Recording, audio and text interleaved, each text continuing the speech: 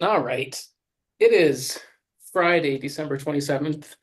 It's 2 days past Christmas and all the fuss, and it's time to settle in again. How are you doing? Excellent. Good. And what you been working on? We always Right? what you been working on? We always start with that. Well, over the weekend, I was proofing the Triple Design Matrix book, which is three books I did with Ra on the dream designs. And it was pretty interesting to go back through those three and proof them because while we were teaching, it was so early in the understanding of the dream design and of the layers of consciousness coded into the design charts that I was pleasantly surprised to realize that Ra and I were both talking about integrating the matrices, and Ra was adamant about the importance of the portals and the bridges. So a lot of what became the expanded charts had its roots in those lectures, where I was beginning to introduce the triple matrix, which was the basic human design, the solar human design at 15 gate, and the lunar. And as I was working with them, I realized that it made a difference when the designs changed. And Ra began to recognize that we needed to look at what went on when we slept and in different states of consciousness, not just a waking state. Mhm. But he didn't really fully understand the unconscious, and he dismissed dreams as just basically personal garbage, where you're picking it up from the other side of the planet. Where he got that, I don't know, but Mhm. I don't think that's completely true. There are personal dreams that have meaning for people. And certainly in my work as a clinician and as a Jungian, um, I spent a lot of time with my clients on their dreams and the meaning of the dreams. And some people would have pages and pages of dreams every night, and other people would never remember their dreams. And for some people, the personal aspects of dreams were pretty important. So there's misinformation in what is in the book that I've commented on, and there's a lot of good information in the books that I also commented on. Mhm. Yeah, I still want to connect you with Vicky McHale. She's been doing a lot of work with dream stuff, but with human design calculations. And we've discussed many times, like she's doing some really innovative things, but I think it needs updated coordinates. So I'd love to connect the two of you at some point. I'm still kind of working with last week when we were kind of talking about like even type is something that maybe we don't need to focus on as much. That wasn't quite your words, but it like if we're all manifesting generators and or we're all a manifesting generator at some point during the day, it definitely sent my mind in a whole new direction for a couple of days. So I think I've kind of landed on that one, but it's been I fascinating. think the point, Sean, is that we all have the potential to realize our full potential. Hmm. And how we do it is left to us to decide. So, I was just talking to someone who has written a book, and he's helping me to get all of my books on Amazon and Kindle. And I said to him, you need to just tune in spiritually to get it out, that you can't think it because it's not the mental world writing your book. Definitely. And it's coming from inside you. So you have to allow that part of you to be visible. Yeah, to be expressed. is the word that popped in my head. Yeah. Mhm. Yeah. Hmm. Um, What have you been working on this week? what am I wanted to be busy, but my body wanted to relax. So I played some video games with the family. Um, had our big family breakfast or breakfast and dinner, which is something I haven't done in years. I would do one or the other because energetically it was exhausting. But this year I just kind of went there with with an energy plan.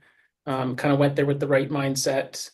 Um, didn't invite myself into resolving any family conflicts where I wasn't invited.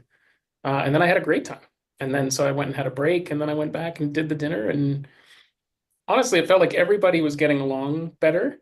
And I like to think that I helped by A, staying out of the way, uh, not interfering where I wasn't invited, not trying to. I've become very aware of how I was solving everyone's problems everywhere and made everyone reliant on me for everything. And when I didn't solve the problem, which was actually rare due to my experience, people were disappointed. So it was like, no matter how good a boy I was or how helpful I was still fucking up somehow. And so it was just this agonizing loop. And I just realized I don't have to participate in things where I'm not invited. I think I've said to you before, like when now it's as simple as if my wife is sitting on her phone and she's reading something and she goes, huh, I would immediately be like, oh my God, huh, what? Like, pay attention. Now I wait for the second huh. Because sometimes the first huh was just like her in her own head going, oh, that's interesting. But I used to be so acoustic. Remember in the Beyond Human Design book, when when I wrote about the 34, 57, 10, 20, I said in there, if you have the 10th gate and the other person hasn't invited you in to play a role for them, stand down. Did it say that in there? Okay, well, good. I was paying attention, I guess. Just I didn't remember where it came from, but I knew strategically it was I had validated that that works. Yes. Yeah. Hmm. I mean, the charts are one thing, but as my mentor, Catherine DeJersey, said, dear, don't live your life by a chart. Astrology is astrology. Human design is human design based on astrology. Don't live your life by it. It's superimposed on us. Yeah. It is informing though. I'll push back a bit, partly because I know one of the things you want to talk about today is the new year. And there's this notion, again, I don't know if it was part of the revelation, channeled, or just raw, made it up. But the idea that the new year starts, the wheel starts turning gate 41 around January 22nd. And that was a really interesting exercise I started last year. I kind of, I was listening to what you said all year, like don't watch the transits, but I couldn't help myself. So I kind of been just thematically watching it all year. And it's really kind of remarkable. Like you're like, oh, that's what that feels like now. Now I know what that is. And I've just been refining my game all year, right? I got this book I think I told you about by Brina Magnuson. It's basically each gate done as an animal totem. And because I really struggle with remembering a gate's description, but I can remember how an animal smells, how it looks, how it might behave predatorily or not. And that's been really interesting, like sinking in with the energy, not taking too much uh, of it into an account, but it's very interesting how thematically I can feel it in the air, and it helps me kind of tune in to it. So, Mhm. so I guess there's a question in there. The question is, was that part of the revelation, or was that a raw observation, or did that come from someone else? The notion that there's this start code on gate 41, January 22nd ish. Do you know much about that or looked into it? Um, what Ra did was he divided the wheel into four segments. And those four segments were part of the incarnation crosses and which realm it was involved in. The 41st hexagram in Aquarius is the start of spiritual, um, the spiritual world, if you will. The start of it. Hmm. So, Ra was very good at picking out something and saying, oh, we should do this. It's a good story. Um, you can start the year anywhere you want.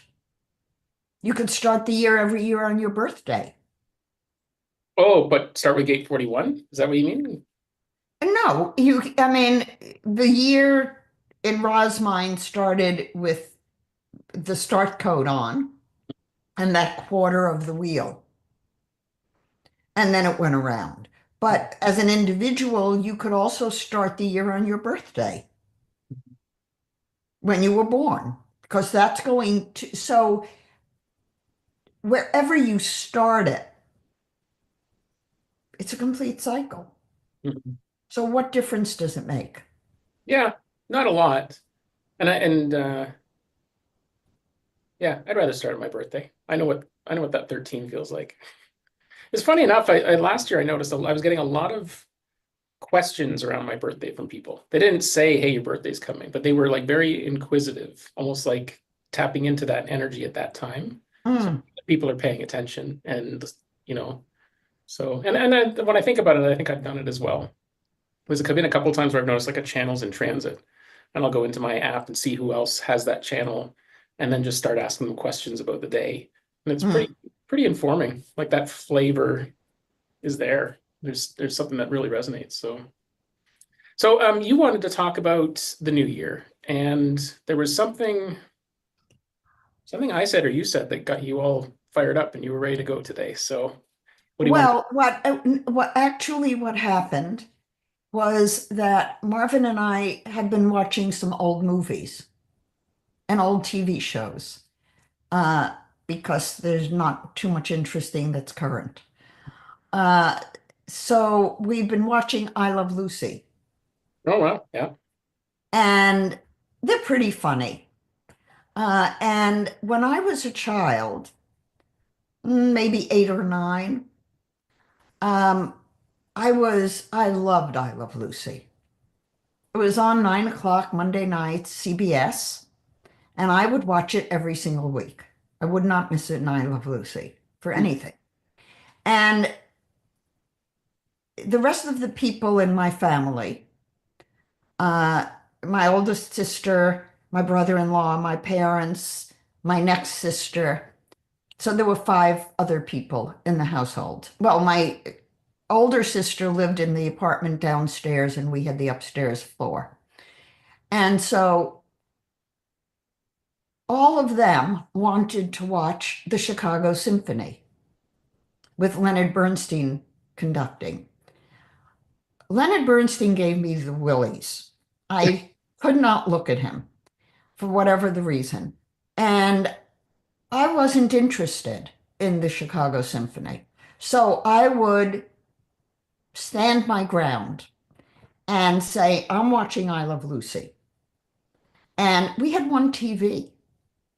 So everybody would end up going downstairs to my sister's house to watch the Chicago Symphony. I would be alone in our home watching I Love Lucy. And so last night I said to Marvin, when I think back to those battles every week of, you know, it's a stupid program, why are you watching it, and all of that, I thought to myself, how different would it have been if any one of those adults had said to me, what makes I Love Lucy so important to you that you would insist on watching it every week? And as I thought about that question, I realized what it was about I Love Lucy that inspired me, that fed my soul, and that gave me the confirmation on an unconscious level that I was looking for, that validated what relationships ideally would be. And I don't know that as an 8 or 9 year old I could have verbalized it, but watching it now, it's a stupid program. I mean, they do hilariously outrageous things. Hmm. And yet, within the context of the relationships of the program, they're completely 100% accepting of each other. Nobody calls each other stupid when they do stupid things. And yet, some of the things they do are outrageously stupid. They were very passionate too, right? Like they took a stance, but it was in a loving way. It wasn't. Yes, it was always loving and accepting and loyal and dedicated and also protective of the self, but confrontive of the other. And so there's a lot of wisdom in the dynamics of relationship that was generally not mainstream. Being able to be outrageous for yourself and have the people around you accept you and love you. And so I thought to myself, what difference would it make? Nice, clean question. What difference would it have made for me as a child to have somebody even just ask me that question and have me go inside and say to myself, what's so important to me that I would fight all the adults in my environment to honor my soul and my values? And it made me think, we're coming up to the new year. What if we all asked ourselves those questions? What in your childhood were you never asked that would have opened your soul? Let's say your parents, when you were, you know, graduating from school and being ready to do something, what would have been different had they said to you, Sean, what's so important in drumming that that's what you really want to do? It's a very interesting question around that time period too. I'm not sure I could have answered that question at that time. You probably couldn't have, Yeah. but at least you would have thought about it. Yeah. Yeah. Nobody asked. And so you let it go without an answer.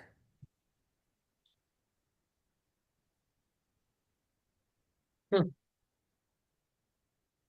So many ways I'd like to respond to that. I'm gonna tell you a short story. I don't even know if it's related, but it's popped in my head twice while you were talking about that.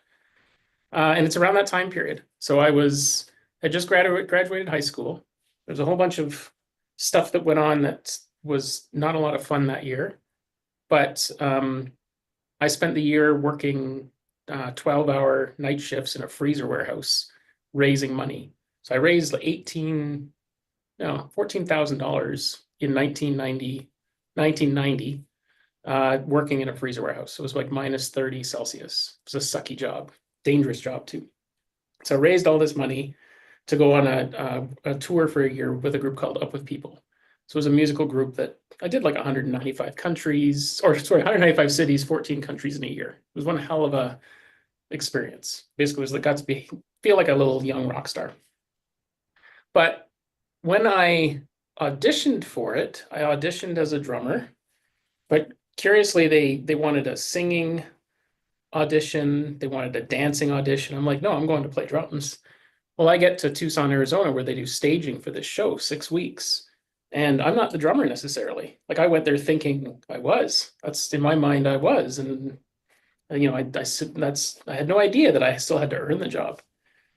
So I get there and I'm like completely caught off guard that I've just spent all my money that I've raised for a year for a trip that I had a picture in my mind, and I haven't cemented the one part of the show or the gig that I wanted. Because I could have just been someone running around the stage dancing and stuff, which would have been fine, except that's not why I went there. I went there to play drums.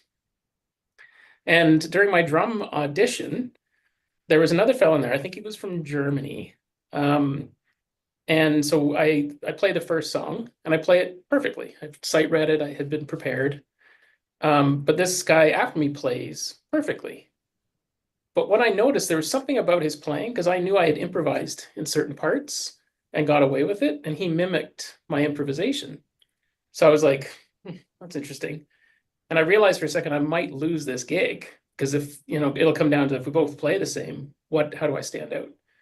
So we do the second of three songs, and it turns out I'm right. I made a couple of alterations to the music, and he mimicked me perfectly. So I was like, okay, I know what's going on now. So when it's time to play the third song, I was like, oh, I got to go to the bathroom. He can go first. And at that point, he got exposed because he couldn't read the music whatsoever. He was Hmm. just faking it till he could make it. And had I not been, I would use the word desperate at that time. Like I was tuned in, I was present. I was like, I'm not losing this gig after all this effort.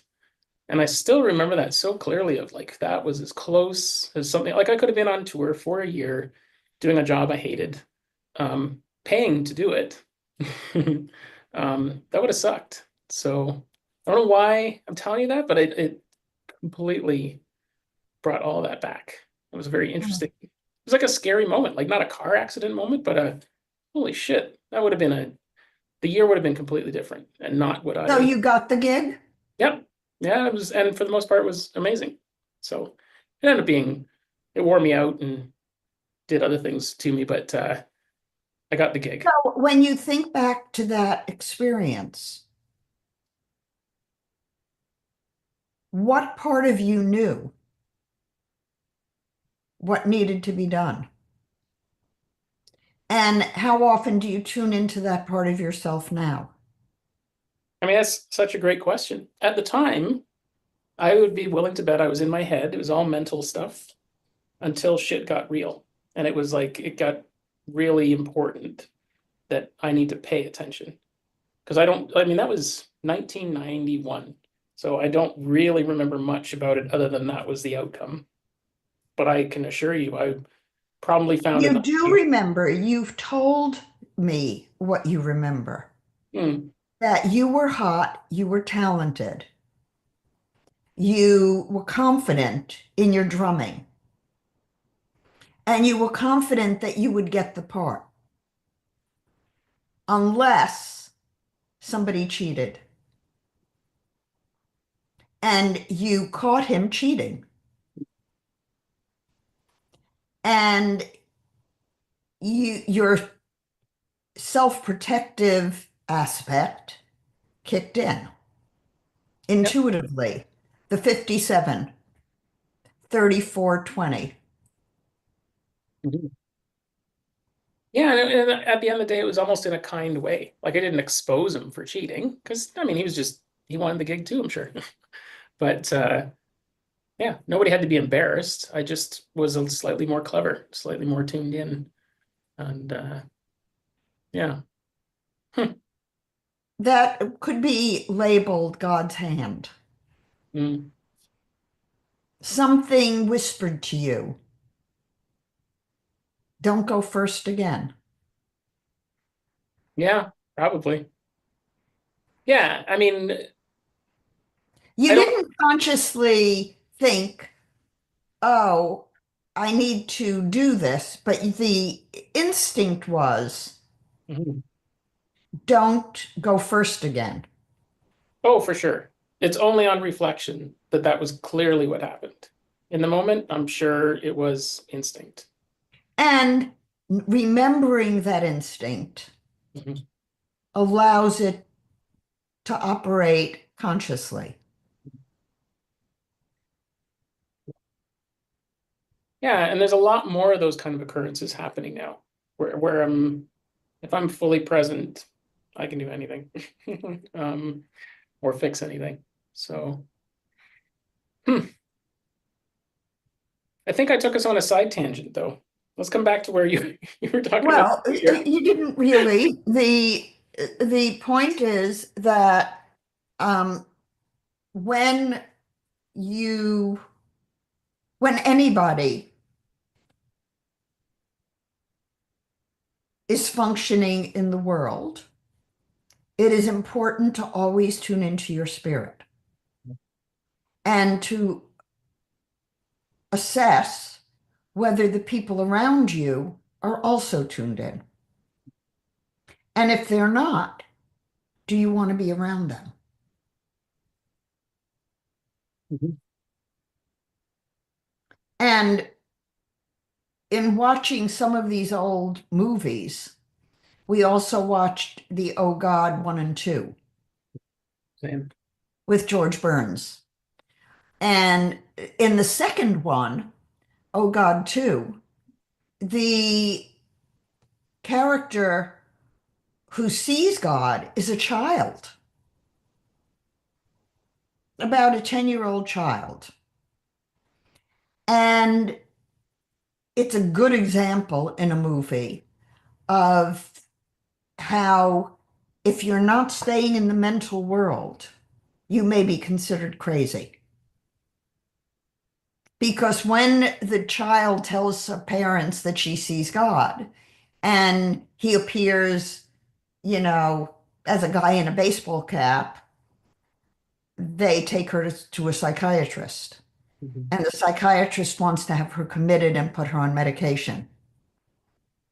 And there are so many cases like that Mhm. where that level of sensitivity and spirituality and perception of other dimensions get somebody labeled as crazy or out of step or off base. Uh, and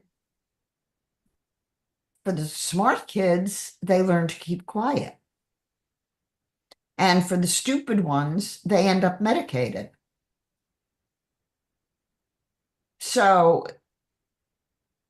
it was a good example of the way the culture has relegated us to be in the mental world and not give spirit credence.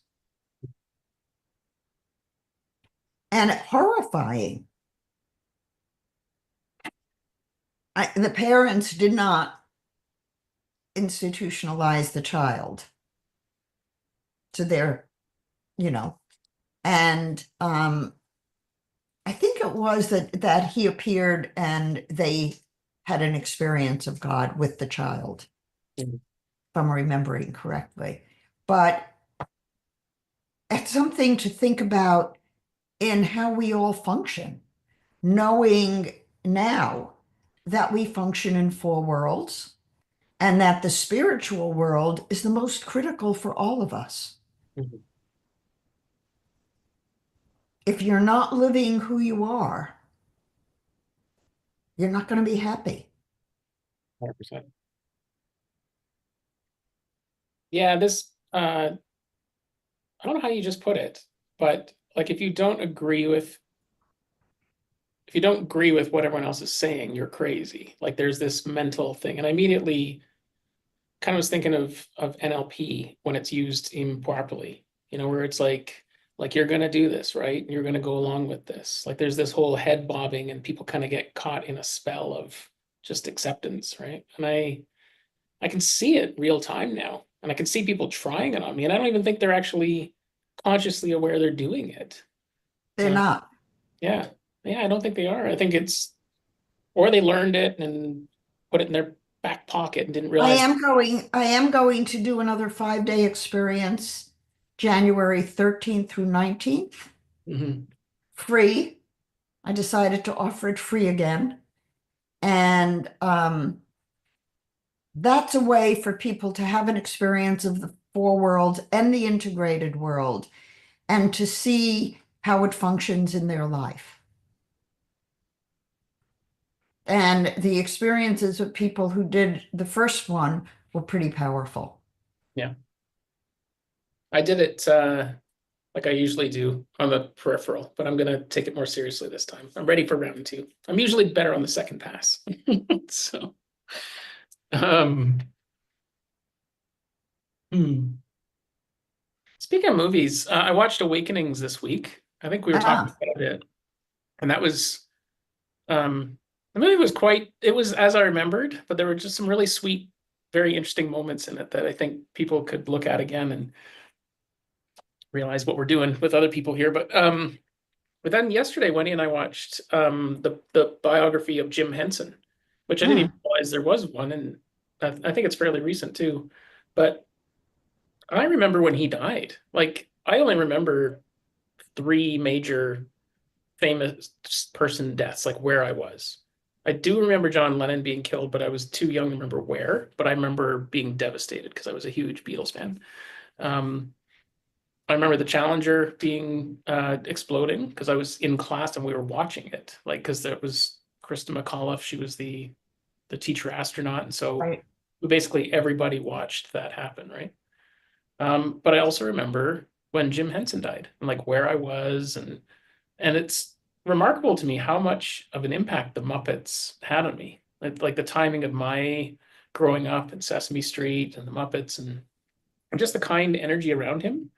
But watching that biography was really interesting. He was kind of given free rein to do whatever he wanted somehow, yet everything he was doing seemed absurd at the time. And he still seemed to have the means to. And that was the part where I was kind of watching it like, I would love to do that because I feel I got this sort of energy of having fun, but there's always responsibilities and the weight of things. And he just seemed to go through everything smoothly. And it was just remarkable watching his Think whole career.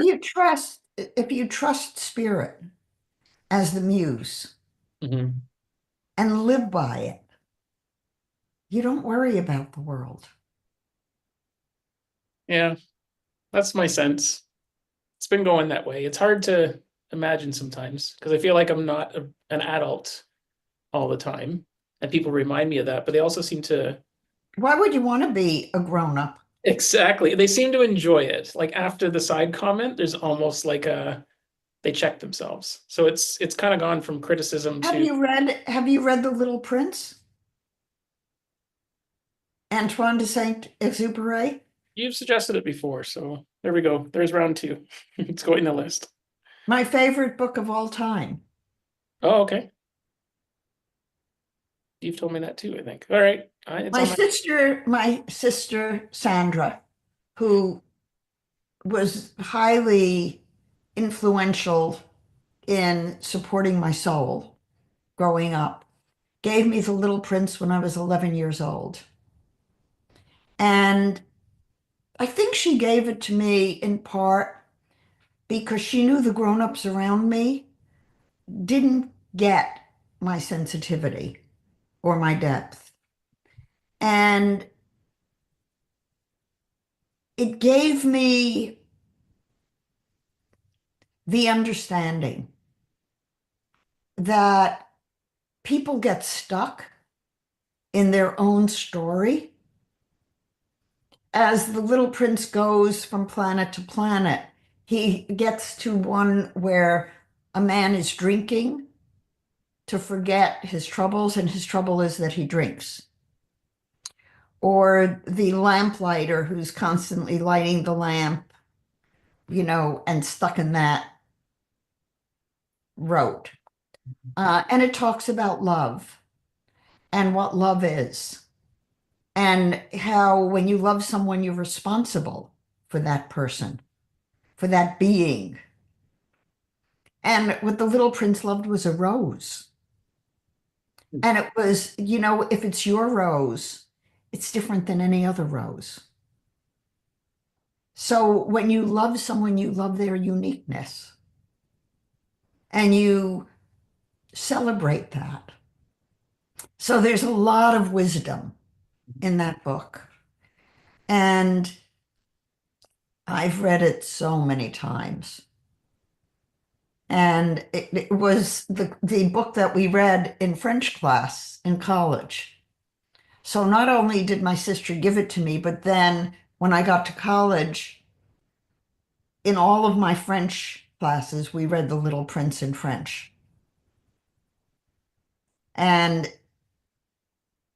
I mean, I almost had it memorized by then. So it was very easy, but very beautiful story. Mm-hmm. That made me reflect on Christmas Day again with my family. Like I found myself not like enjoying each person for why they were unique instead of perturbed by the interactions. And I could Mm. see them like their individual struggles just don't want to be heard in a table of 17 people, right? Because I was just really, really present. And yeah, it was nice. Turns out I like my whole family. So And then when you were present with them, were they more present with you? no, not necessarily. Okay. A few maybe. Um, no, but I noticed I've been witnessing a shift. So I think it's just takes time. So and I can be patient. And there were moments. Yeah, it was a good day. Mhm. Because you felt like you connected, whether they did or not. Yeah, I showed up the best way I could. And Mhm. with no agenda, no expectations, and but let go of all outcomes too. Like yeah, it was good. Yeah. Had a little nap too. I've never give myself a nap, but I needed a time out and took a nap. So yeah, it was good. Hmm. We have a couple of comments. I don't think there's any questions. Raven's here. Happy holidays, Sean and Dr. Eleanor.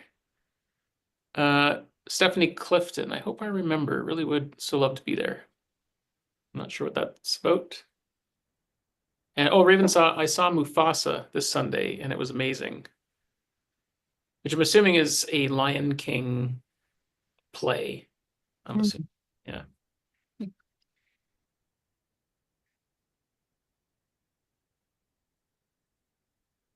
Where do you get Marvin for Christmas when you've been together this long?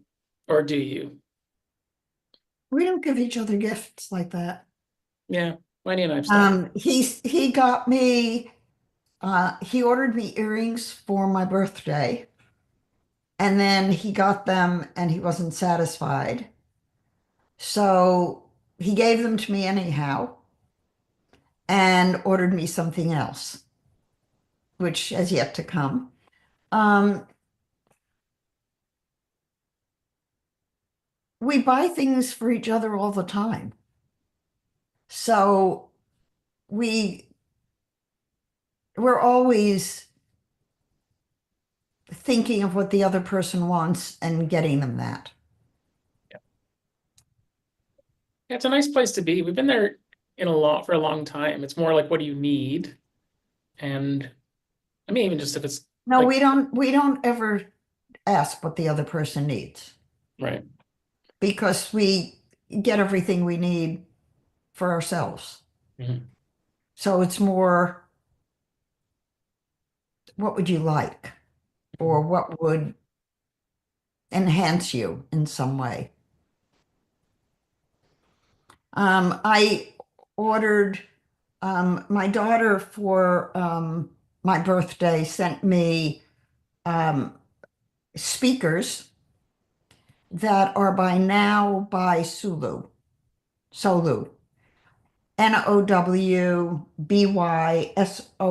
NOWBYSOLU.com. And they're two speakers. You turn them on, they go for 3 minutes each. I mean, as a set. and they're binaural beats that are like the Tibetan bells. Oh, okay. They're very beautiful and they're magical. Um, so she tuned in and got me that. And then I saw advertised the Beacon 40, which is advertised by David Osprey, who did Bulletproof. I trust his um, I trust his recommendations. So I ordered that to try. I'll let everybody know if it's worth it. Um, it's a light that you put near you and it radiates certain frequencies that enhance consciousness. So we Wow. have a lot of waves going around that enhance consciousness. Mhm. And um, I like to try everything before I recommend it. Mhm. So these speakers are quite good. Uh, I never thought of light as being related to consciousness, but why not, right?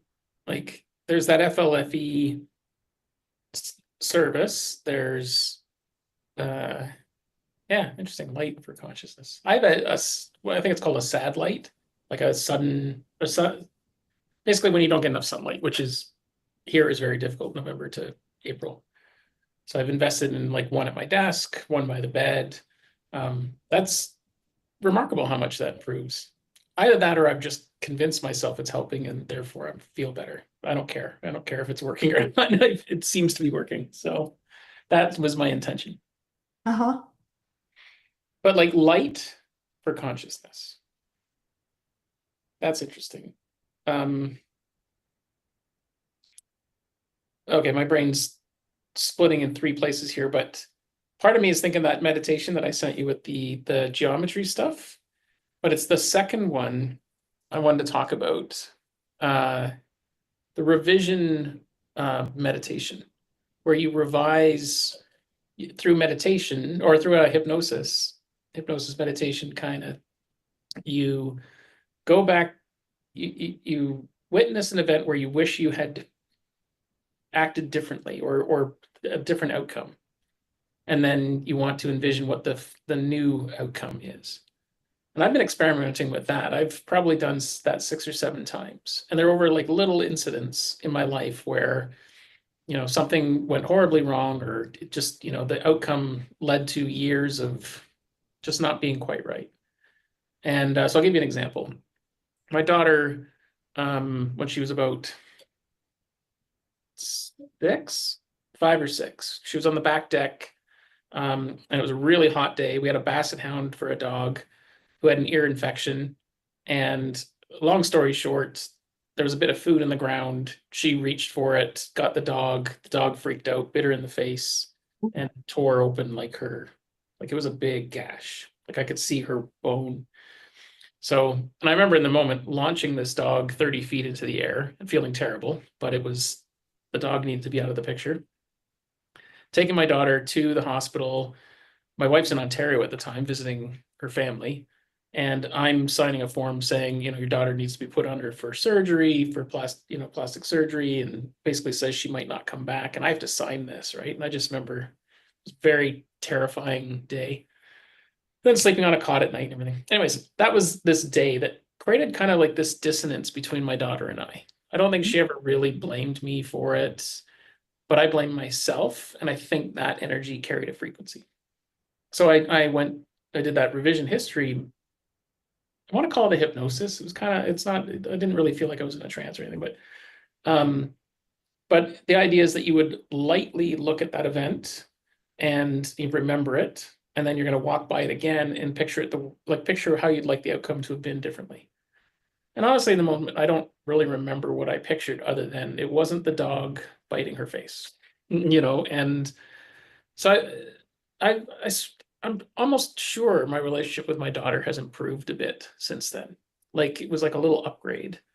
And I've done this with a few events with people, and I swear it's working. And I think it's partly that I show up kind of not carrying that frequency with me. I'm not carrying The Guilt. the guilt. Yeah, I think it's the guilt. I still wish a different outcome, but I'm not carrying it with me, and therefore she doesn't feel it either. And so Is there's she still, is like she traumatized by that event? not really. I mean, there was years there where she was afraid of dogs for a few years, but she worked through that pretty well. She's always got a little scar, and she used to always say it. She liked it. It was train tracks, but I think actually it bothered her. Right? Kids are going to be kids and tease and stuff. So, um, but yeah, like it's little things like that. Like it's a really powerful little meditation where it really is just cleaning up. It's kind of like pock and potting an event, visually, mentally, subconsciously. Well, it's going back to the stories Hmm. you tell yourself or were told and replaying them as you wish they had been. Hmm. Hmm. And Because it's reclaiming your authority over yourself. mhm. Yeah, and maybe it's just my perception of it, but she seems a little more chill lately. So is I don't know if it's Maybe like, you're more chill in the energy you're projecting toward her. mhm. Yeah, I think that's exactly what's happening. But it still seems like there's a knockoff effect. Like she's in a Have you glow. spoken to her about it? No, no, Why no, not not? afraid to. It's no, it just hasn't.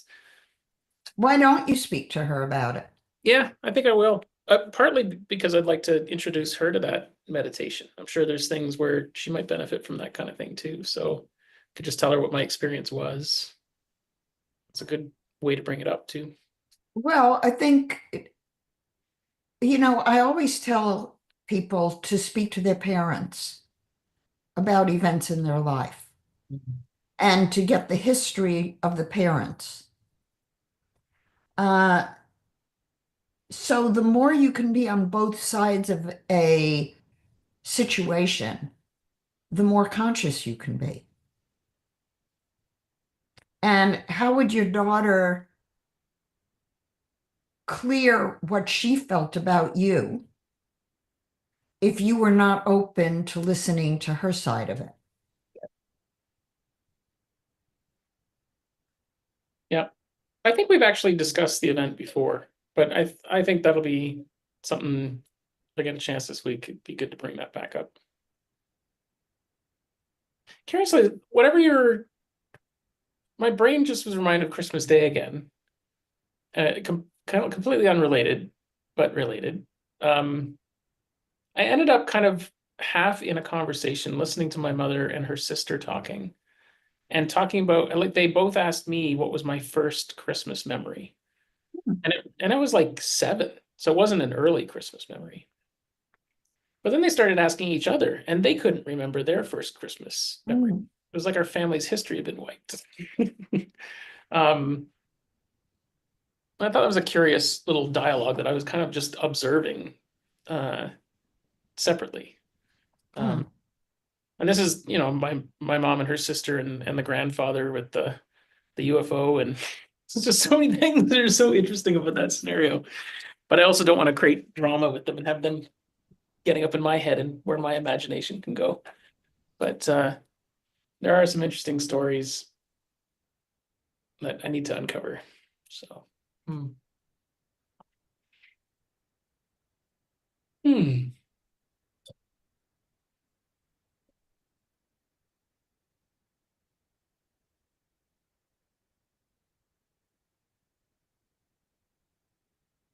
I rarely pause, so it's almost uncomfortable to just pause and think about what to ask you next. But it's kind of nice too as well.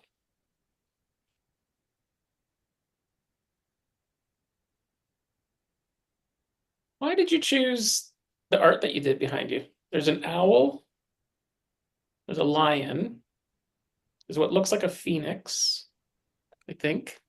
Either that or a really angry turkey. And then I can't really tell what It's a this. lady with a lion's head, and behind me is a lion with two people on a horse. Okay. One looks like a skeleton and the other is a woman. And then there's an owl and a small owl and a woman with a sort of horse's head. And then on the other wall, I have some others. I chose these are pieces of art I chose. Uh, hold on a second. Sure. Oh, there's a dog across the street that has a collar and he's loose and there's no person. Huh, Want to take a moment and look into that? poor thing. I think he got out of the yard. I think I've seen him before. Huh. It's a beautiful dog. Mhm. Um,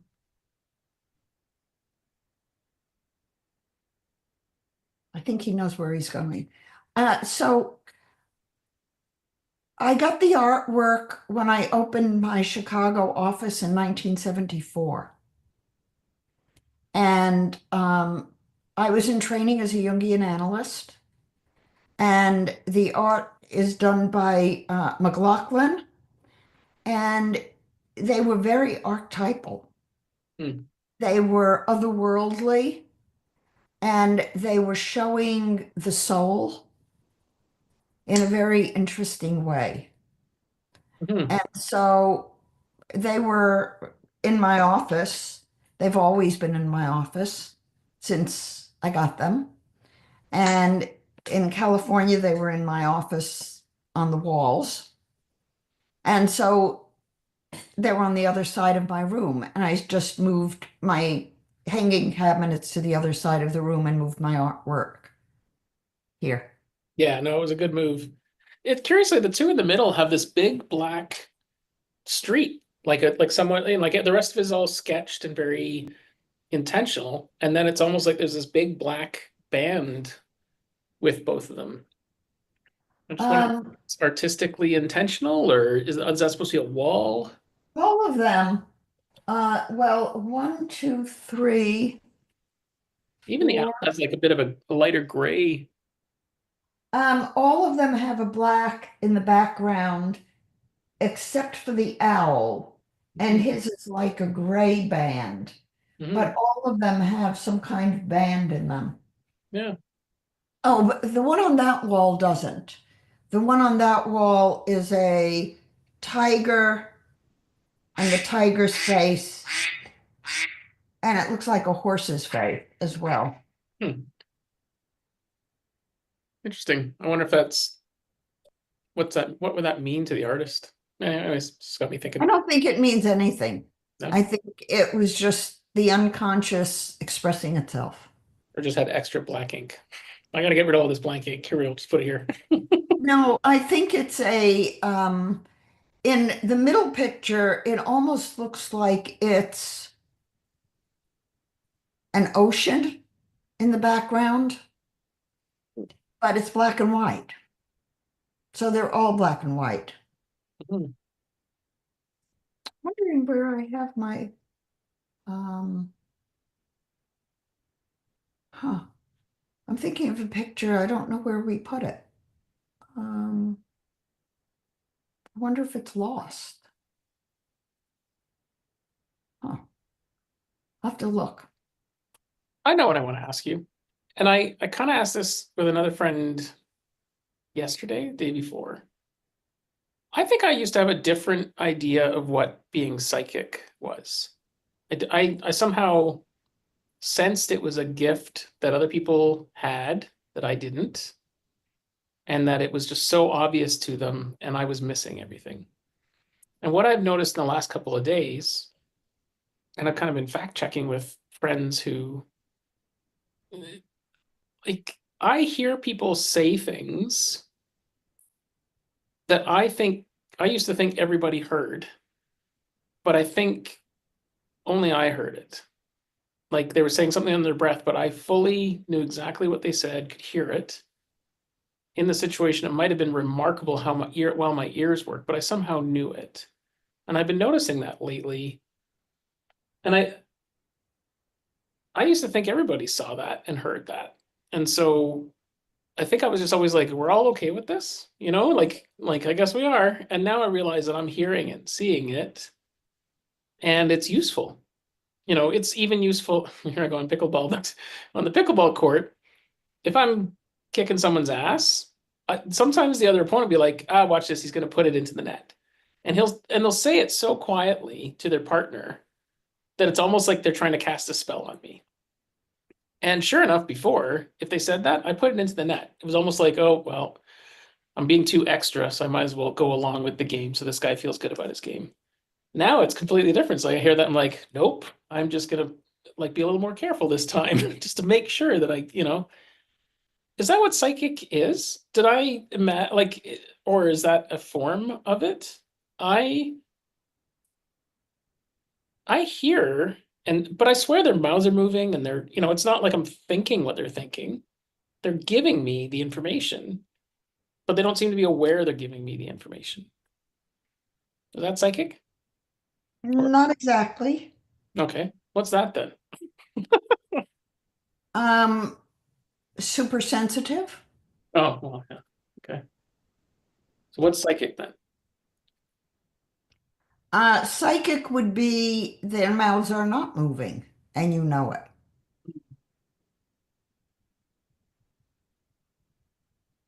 Yeah, I think I know what people are thinking and doing most of the time too. You probably do. Yeah. I guess I'm just starting to trust that I'm sensing it. So I find I'm trying to validate when I'm right and when I'm guessing. So, Well, that's part of knowing the limitations of your abilities and controlling them.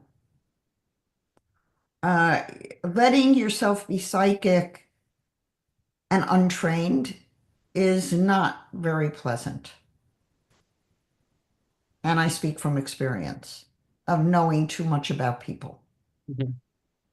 I mean, I remember at one point being in an office building in California and looking down at the street and knowing everything about everybody walking by, Hmm.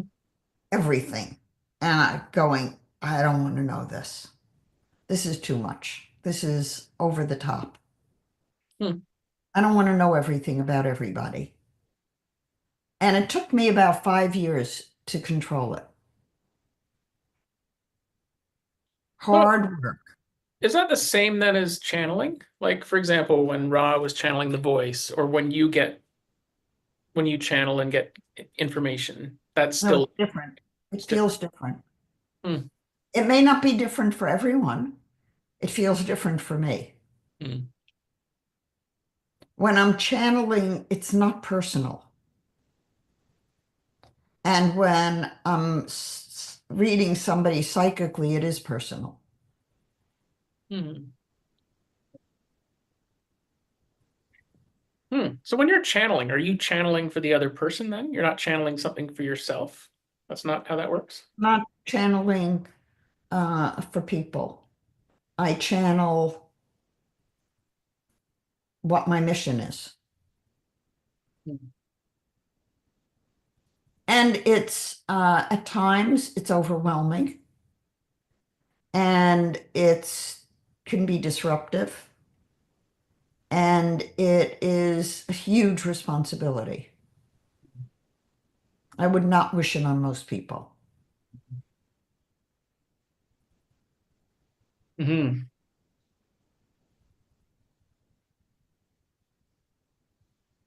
And, I tried really hard, to be quite honest, to get away from design many times. Initially, I met Ra in 96. In 98, I wanted nothing more to do with him, and I completely left the field. And Tom Pfeiffer wouldn't let me leave. He started sending me, I'd love to find where he is now, because I'd love to contact him and share some of what's going on. But he would not let me get away from it.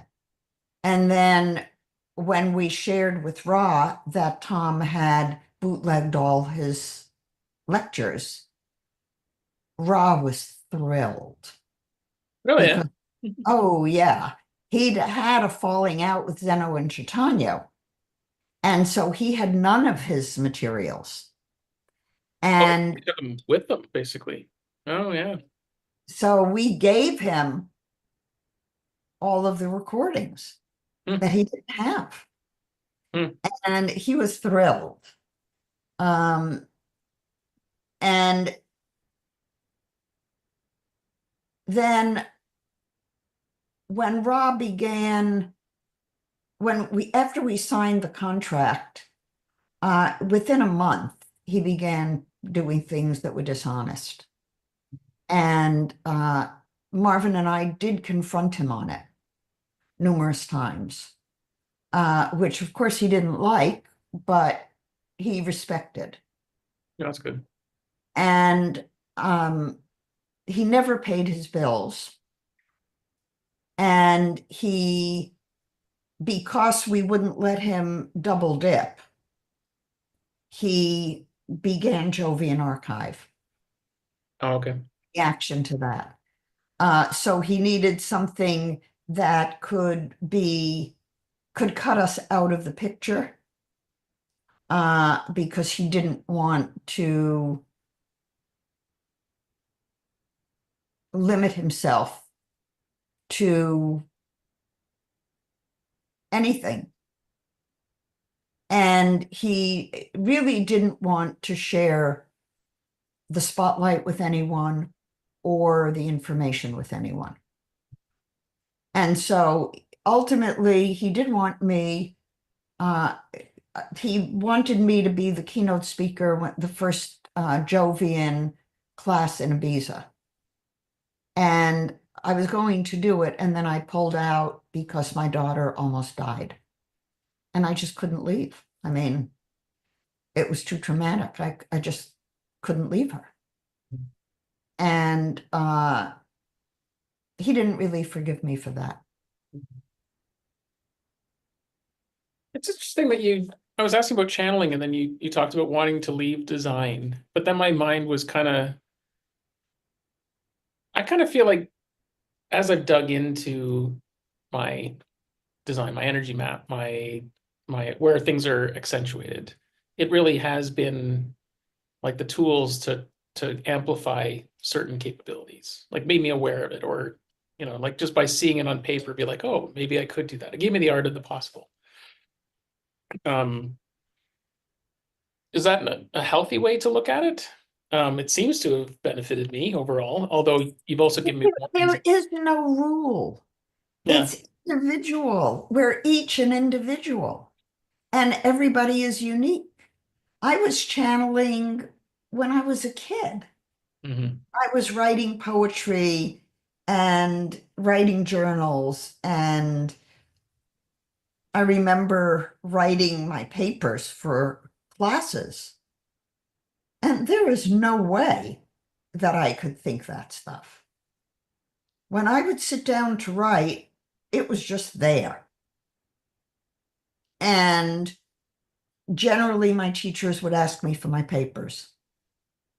Um, and I remember saying, but over and over and over again, I can't think to save my life, which is true. You know, if you ask me to outline something, I'll have a hard time. But ask me to tune in spiritually and then sit down and write it, I have no problem. So everybody is unique. And I knew who I was before I had design. And that's why I kept saying to Ra, I'm not a manifester. I am not, I'm not an angry type. I don't, none of what he said about a manifester fit me. But talk about me being a manifesting generator. Mhm. Yeah, I've seen you. You got plenty of MG stuff going on. Give anyone a run for their money. Um, hmm.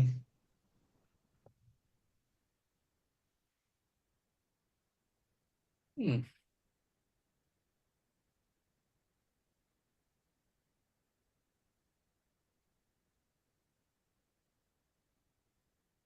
I'm looking at a parking ticket on my desk here, and I've gotten two parking tickets in the last week, both of which I actually paid for parking. The first one is I somehow got dinged in the 1 minute that like the meter expired and got renewed. So I don't know how the individual did that, but I have to deal with that. And the city's not gotten back to me on that. Then I got another parking ticket because I put in the wrong parking space number. I missed it by one. So I have to deal with that. I'm only telling you this because when I got those parking tickets, it was two times, right? Like the day was going really well. And then like stupid city just got in my grill again. And I swear I'm being tested by these parking tickets lately. So I'm quite pleased with how I responded. Part of me wants to fight them because neither of them, one of them, I put the wrong number in, but it's clear that I missed the number by one and I paid. So I feel like that I should be given a mulligan on that one. The other one they made a mistake on.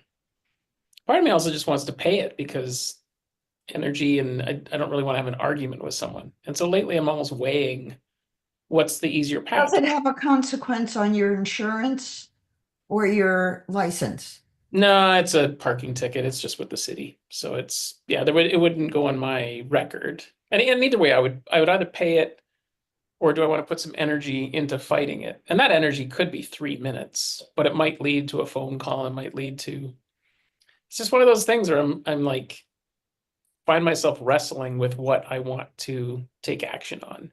And it, Well, it depends on your finances. It depends on how much money's involved.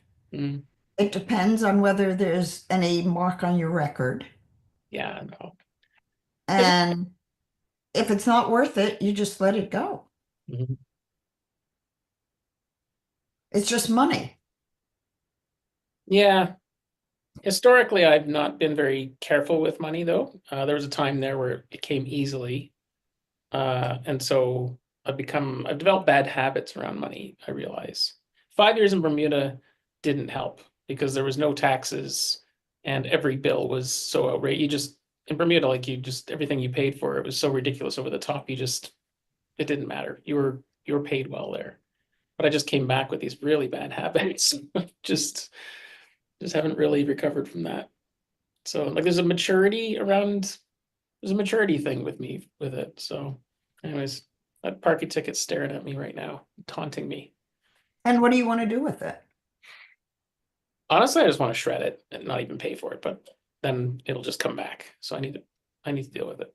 So So, what do you want to do with it? when we're done here, I'm gonna send an email and dispute the tickets. Well, that was easy. But it's something like that almost feels like a mountain sometimes for some reason. Well, don't let it get there. Yeah. It's we have to deal with a lot of mental world stuff.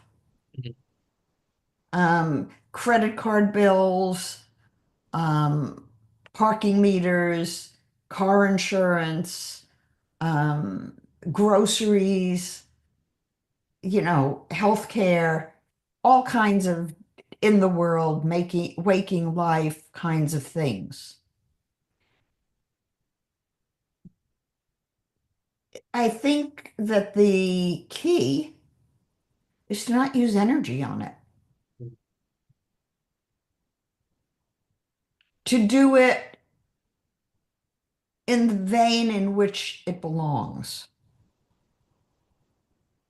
And I spent a lot of yesterday um, dealing with credit card bills and financial stuff and web stuff and all of the administrative tasks that need to be dealt with to survive in the world.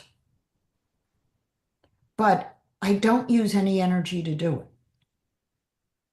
Now, I don't know how to tell you how to do that, but one of my mantras is came from Harv Eker. Um, and it's how you do anything is how you do everything. And I use that as a very powerful mantra. So when I'm doing things like a credit card, and we have credit cards that are maybe 10 pages long, uh, and I have to categorize everything and add them up, and it's tedious. I love doing it. Oh, you say that. Still, still can't get there, but yeah. Well, I treat it like a meditation. Mm, Um, I treat it like a game. Um, and I never say I don't want to do it. Um, I enjoy all of those tasks, I must say. I like paying my bills. I like entering things in my QuickBooks. I like ordering groceries. I did it yesterday. I was going to make my grandson chocolate chip cookies, and I realized I didn't have the right ingredients. So I went online and I ordered them yesterday, and I'll bake them when we finish today. mm, And it's no effort. When you begin to build a task as a big mountain to climb, it takes a lot of energy. But when you don't build the mountain and you're on level ground and you see it as a break from other tasks, it's just one of the things you do. mhm, And you enjoy it when you do it. mhm. I used to be like that. I think there was probably 46 years where I just kind of did my thing. I think I wasn't spiritually connected, wasn't grounded. I was solving everyone. I think I just, Maybe you're underestimating yourself. yeah. But there's something there that's, but you're right. I have a tendency to leave things until there's enough pressure that I have to do something about it. I'm still finding myself, I don't know if I'm almost excited by the notion of it being like, I've left it long enough that now it's an interesting task, you know, like a bit of a daredevil with everything. It's not healthy for me. I just recognize I'm doing it. So yeah, it doesn't serve me. And thinking about it energetically, it ends up being exhausting because it catches up with me and then it's overwhelming. Well, the undercurrent of tasks that are your to-do list that you haven't made visible can drain your energy. Mhm. And it's much easier. I find myself with many people, especially people who have the 5432 in their chart, saying you need to write down your goals. Now, I do write a to-do list every single day,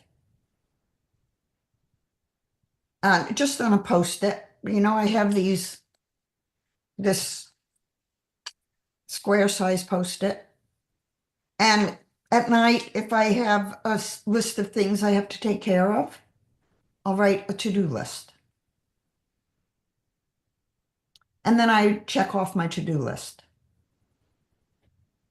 Once you write it down, you don't have to carry it internally. So if it's a mental world task, it becomes a mental world task.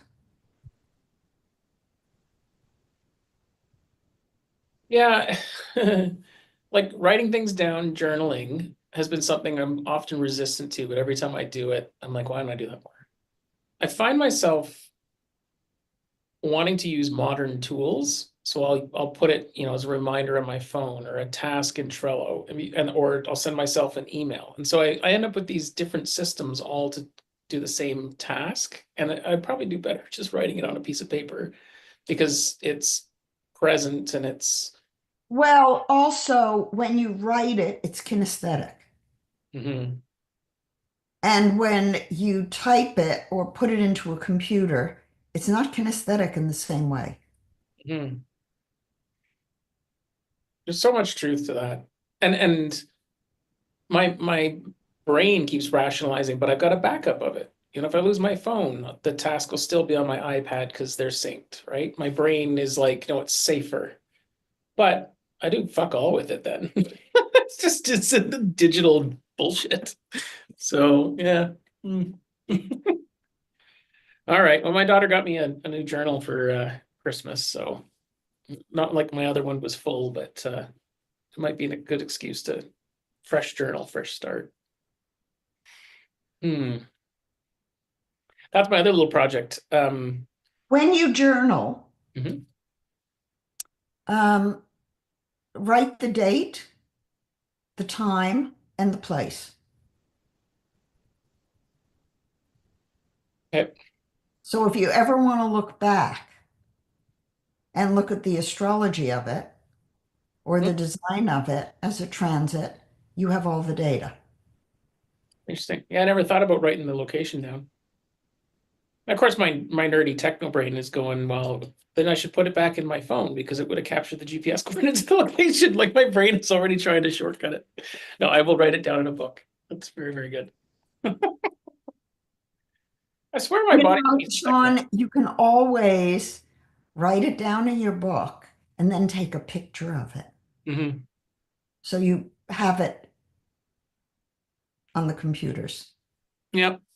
I tell people that all the time. I don't necessarily follow my own advice. So, Well, having lost a month of data when my computer crashed, mhm.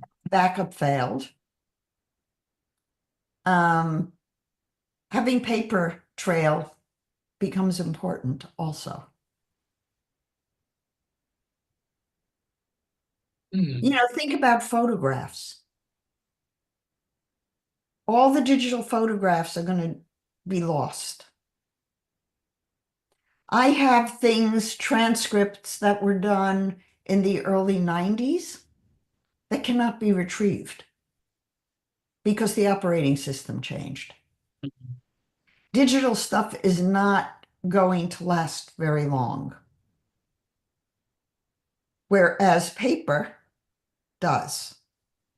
That's why I'm converting everything to books. Hmm. Are you talking solar flares and when you say digital's not going to last or? No, the operating systems change. Oh, I see. Well, yeah. Microsoft Word that was done in the early 90s, you can't open now.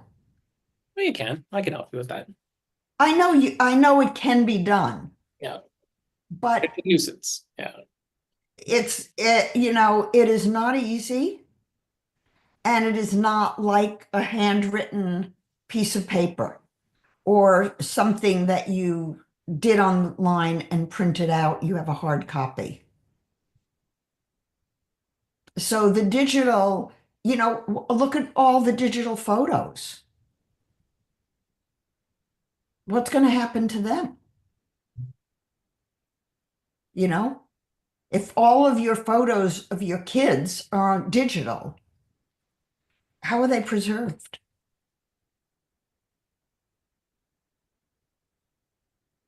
Hmm.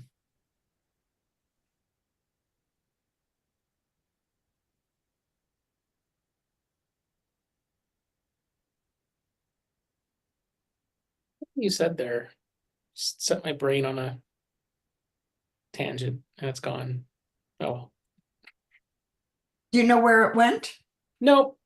Nope. Okay. I was It's reflecting. off and running, Sean. Yeah. I was describing this to a friend yesterday. Something's changed. So it used to be like you could say something in the middle of the sentence, there'd be a word that I didn't fully grasp. And or it'd be like do I really understand the meaning of that word? And my brain would disappear and I'd be in another dimension trying to reverse engineer that word and everything I knew about that word. And then I would return, and you would only be 3 or 4 words down the line in your sentence. But to me, it felt like 20 minutes. Like it was like a whoosh, I was gone. Time stopped. I realize that's been happening to me. Oh, wait, what happened there? Zoom just flipped the cameras. It's the, oh, I see it. Raised my hand somehow. That was interesting. So that used to happen all the time. And it ended up making me a terrible listener because I lost part of what the person was saying. And by the time I returned, I was really lost what they were saying. I lost the context, the plot, Uh-huh. and now I feel bad. So now I'm just nodding my head along, like, And then it's agonizing because sometimes it might be 20 minutes of like they're talking to me and I have no idea what they're talking about because I'm missing context. What's changed for me is it's not that I'm necessarily a better listener now. It's when my brain does that, I come back and I'm like, sorry, could you repeat that? Like, and I'm not afraid to ask someone to repeat it. I used to be Mhm. terrible at that because there was like shame or guilt or whatever attached to it. Um, it's remarkable to me that at this point in my life, figuring that out, you know? And then part of me also recalls you talking about audio sequencing or auditory sequencing. I think it's related to that. It's fascinating to me.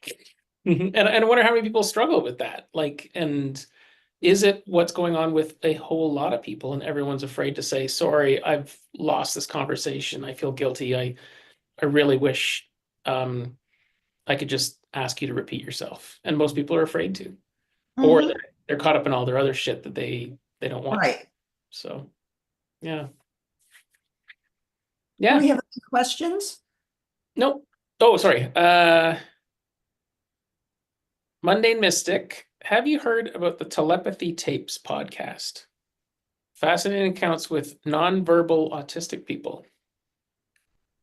So I think that was And you're talking about psychic stuff, the telepathy tapes. That's interesting. And Raven says, I finally but slowly integrated all 4 worlds into my life. I feel a little balanced now. good, Good. good. Will there be a webinar next week? I guess so, right? Just No, not classing. Oh, neither. Okay. no classes next week because of the 1st of January. Oh, okay. And so people are preparing for the new year, and then there is the new year. So no classes. People are gonna still be on holiday, Okay. And not the webinar then either, right? not the webinar. Okay. Cool. We'll resume the first week in I guess the second week of January. Perfect. All right. Yeah, no questions. And I need to go meditate. I need to go relax. Played some pickleball. Okay, we Had a can stop. conversation. It was good. Yeah. All right. Why don't we wrap that up there? Hang tight for a minute. Sure. And wishing everybody uh, a happy new year. Yes, indeed. And may it be a peaceful one Mhm. with abundance and optimism and faith. Yeah. Nicely put. Thank you.